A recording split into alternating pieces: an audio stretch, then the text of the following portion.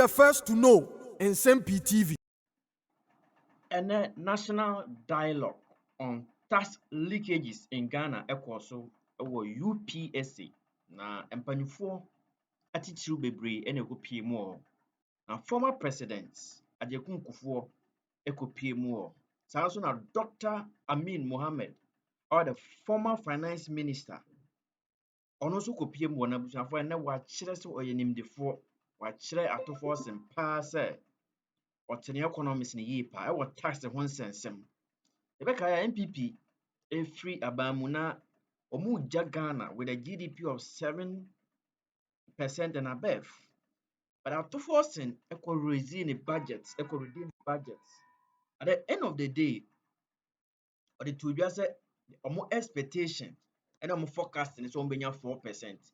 Meaning say almost and the year free 7% at the yaba 4%. Na ene Dr. Amin Mohammed watutu bi amane atofoɔ sen paa yɛnkɔ na yɛnkɔ tie no. Ghana revenue. This means that tax revenue generated has not been as significantly sensitive to changes in economic activity or tax reforms, because we expected to get more following all these interventions that we have made as a country. We are therefore not near our median potential in tax revenue, and this is demonstrated by available data. Ghana's tax to GDP ratio stands around 14%, specifically I think about 13.8%. And tax to non-oil GDP stands at 17%. When I was exiting as finance minister, I thought we had taken it to about 17% in tax to GDP ratio. But once the GDP data was revised, it brought us back to around 14%, which means that there is potential and we can do better given the size of GDP that we have today. Ladies and gentlemen, while this represents some improvement, it still falls below the sub-Saharan African average of 16% and far below the OECD average of 34%. A VAT gap analysis conducted by GRA in 2022 also found an estimated gap of 61%, meaning that the actual VAT revenue collected in Ghana is only 39% of its potential. Similarly, for corporate income tax, the gap is estimated at a staggering 81.5% on a representative sample used in 2013. These figures demonstrate that our challenges as a country are not a shortage of tax instruments or tax reforms, but rather their effective administration and implementation. But the effects of not realizing our tax potential are staggering.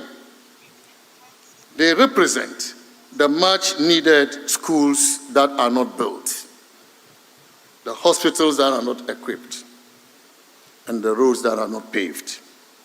In fact, our development financing needs continue to grow as the infrastructure deficit remains very high at $15 billion United States dollars for the next 10 years. This gives you an average of $1.5 billion a year. Unstable power supply, which has resulted in efficiency cost of $1.1 billion to the economy, and a housing deficit of 2 million units, just to mention a few. While we struggle with domestic resource mobilization, the global landscape of development financing is also fast transforming before our very eyes. For example, the OECD reports that international aid fell by 7.1% in real terms in 2024 compared with 2023. And this was driven by reduced contributions to international organizations and decreased humanitarian aid. About one-half of external inflows in 2024 to sub-Saharan Africa came from official development assistance, of which nearly one quarter came from the United States of America, and same from Europe. The future of ODA flows is uncertain, as the US is reviewing its entire foreign assistance program. Several large EU donors have also indicated plans to reduce official assistance, as they try to create fiscal room to increase security and defense spending, following the new strategy of the US to withdraw security guarantees. USAID provides Ghana approximately $150 million annually, supporting critical sectors in health, economic growth, agriculture, education, and governance. Yet, this support faces elimination under recent executive orders by the Trump administration. The United Kingdom, which has contributed approximately £2.8 billion in bilateral aid to Ghana over the past 2 decades, is also reprioritizing its overseas aid, shifting resources to poorer and more fragile countries. This has already resulted in significant reductions in bilateral aid programming in social sectors, with education and health seeing the most significant cuts. Moreover, ladies and gentlemen, we operate within an environment where approximately $88.6 billion leaves the African continent through illicit financial flows. Altogether, the developed world is becoming increasingly protective. As the global north turns inward, we, the global south, particularly in Ghana, must tend towards prioritizing domestic efforts at mobilizing resources and prudently managing these resources for the betterment of our people. Our revenue sources, tax and non-tax revenue, bilateral loans, and borrowing from domestic and international capital markets remain woefully inadequate to finance our growth and development. Particularly, as we exit the club of debt distressed countries, through our successful debt restructuring, which resulted in almost $11 billion of savings through debt relief, our constraints in international credit markets will continue to restrain international debt financing as a sustainable source of development financing. The stark reality is that our current profile and size of domestic tax revenue alone cannot even finance our recurrent expenditure. Against this compelling reality, ladies and gentlemen, we must do more to raise more domestic revenue to support our development aspirations. We can do this by challenging our conventional wisdom and preconceptions about taxes generally. We play too much with taxes, and this is the bane of our retrogression as a country. Ladies and gentlemen, this reality must therefore be embraced by all Ghanaians. Fact is, in a democracy such as ours, taxation promotes accountability. It is therefore everybody's business. While we are therefore confronted with tax revenue leakages, must be a blot on our national conscience, as many of these leakages are perpetrated by some of our citizens in collaboration with foreign partners. When discussing ways to increase tax revenue, I believe 3 pathways emerge: increasing the rates of existing taxes, introducing new taxes, and enforcing tax compliance.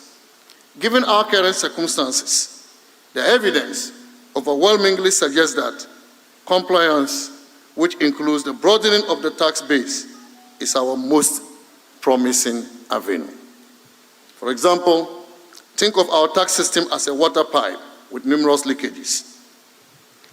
Adding more water pressure simply forces more water through the existing leaks.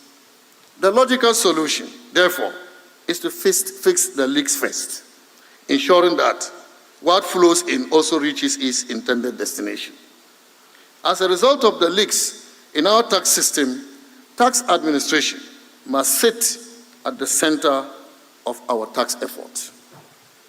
With a more efficient and effective tax administration system that ensures compliance, transparency, and accountability, we have the potential to achieve a tax to GDP ratio beyond the sub-Saharan African average of 16% and move toward the OECD average in the long term. Several key reforms were introduced between 2017 and 2024 to overcome the challenges hindering our tax revenue mobilization potential. Key among these are the Revenue Assurance, Compliance, and Enforcement Initiative, RACE, and the Integrated Customs Management System, ICOMS. However, the most far-reaching benefits of RACE and ICOMs are the extent of leakages revealed in our tax system. Some of the findings include the following.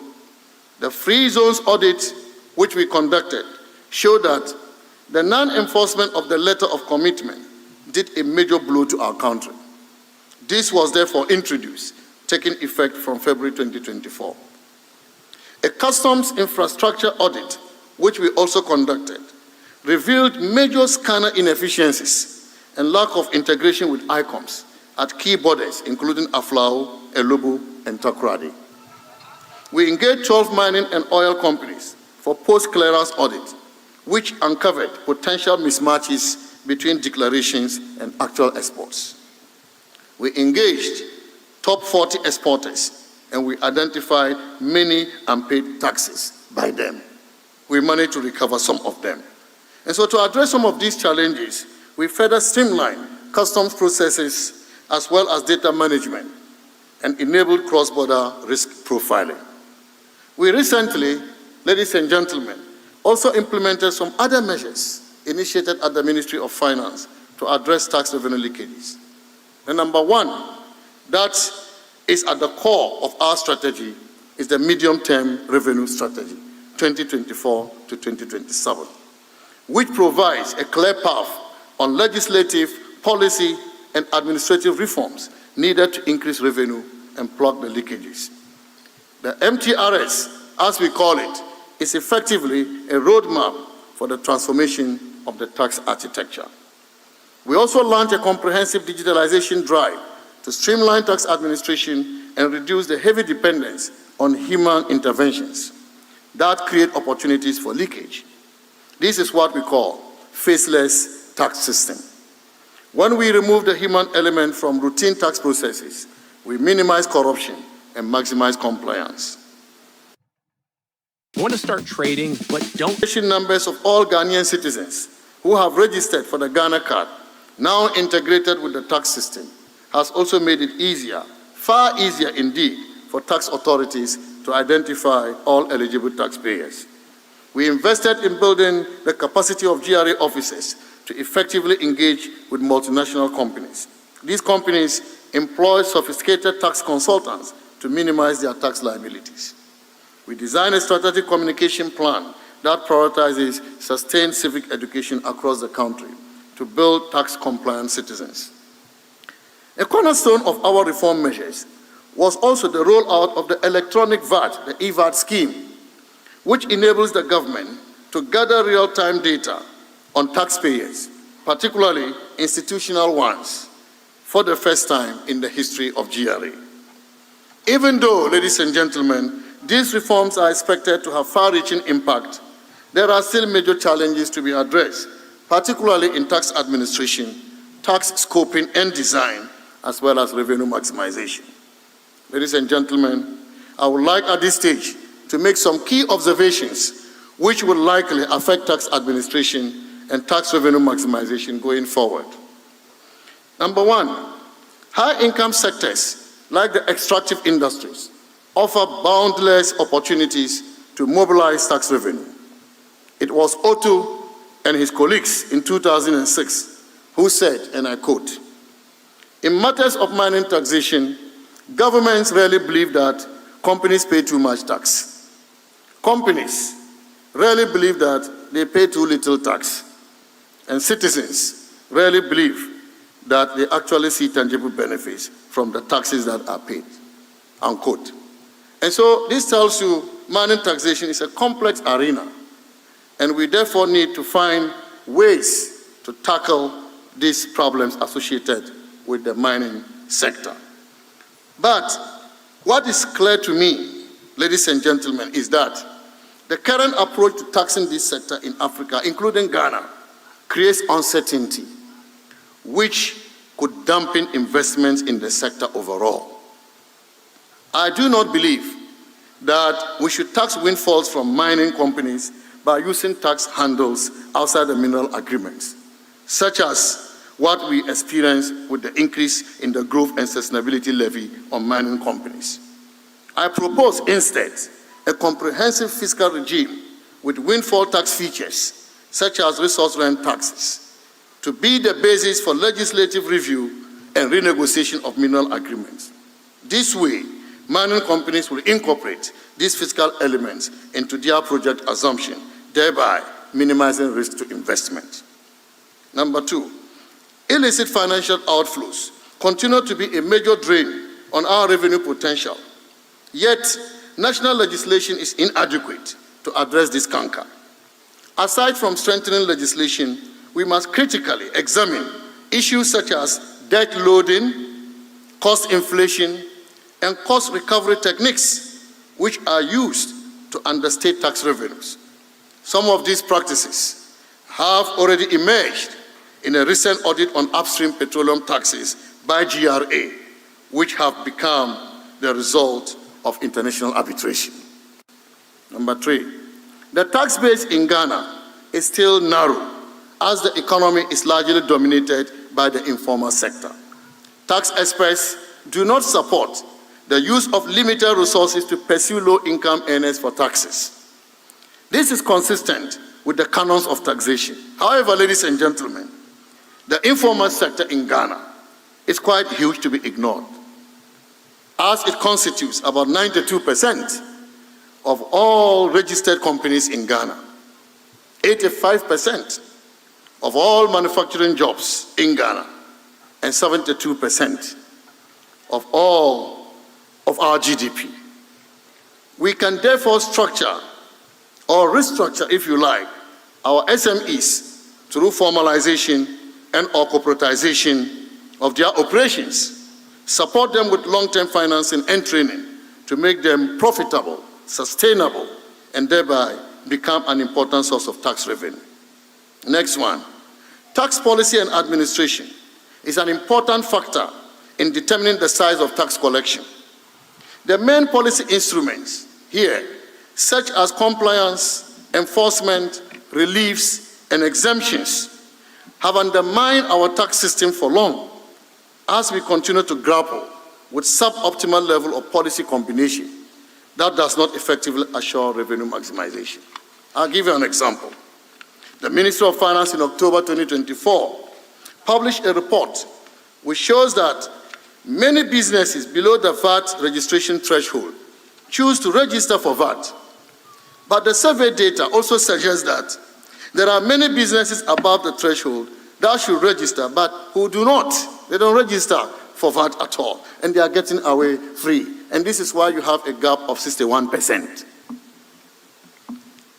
Ladies and gentlemen, a significant share of registered taxpayers also fail to file their tax returns or file a null return with zero sales and purchases. This is one reason why improvements in both voluntary compliance and enforcement are an important part of Ghana's medium-term revenue strategy. Next one. Tax instruments are either introduced or abolished without careful consideration of their impact on revenue.